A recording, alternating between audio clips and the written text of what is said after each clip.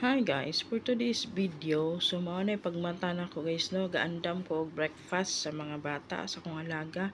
So ilang breakfast pagbunta guys, kay kuan gyud na ka ng scrambled egg, dayon katong pan nga inito nimo siya sa oven, dayon tea, mao na ilang breakfast. So mao na akong ginaluto every morning.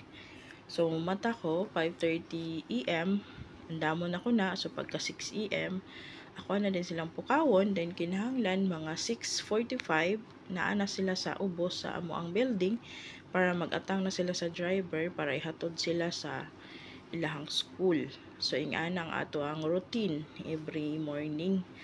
Kay kung dili ta makaluto og breakfast na usa may kauno sa mga bata mo nang mata gyud tag sayo no, bisag unsa pa ka bilar ang atong adlaw, kinahanglan mo bangon gyud tag 5:30 AM para mapagluto na atong mga alaga.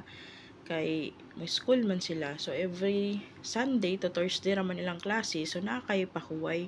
So dili ingon nga kanang kuan gyud ang imuhang week, na kay pahuway nga pagka Friday to Saturday okay ra nga di ka mo matag sayo kay kuan kanang wa man sila klase.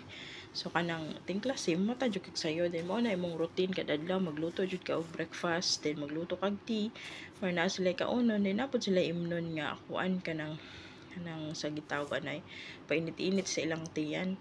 Then after na ko na magluto, ako din silang ginapukaw para bangon na sila. So mao na atong scrambled egg. So mao na siya ang ato ang naluto na. Tapos butangan na to na siya og kanang cheese sa taas sa egg kay para medyo mainit-init ang cheese para mo melt siya gamay. Then ila day nang ipalaman adtong pita bread nga akong giinit sa oven, dayon parisan din nila og tea.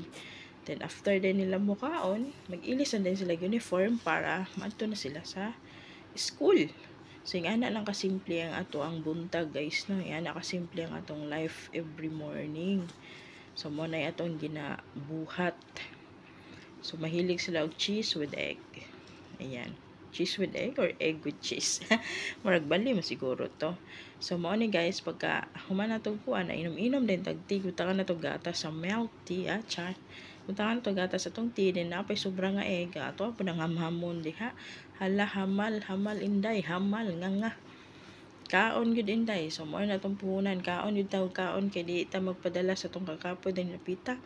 Kay kung dili ta mukaon din napita, magpasiksisiksi ta din napita, yan daghan kay tag trabaho na pildi gid ta. Mo nang paningkamot inday, kaon gyud.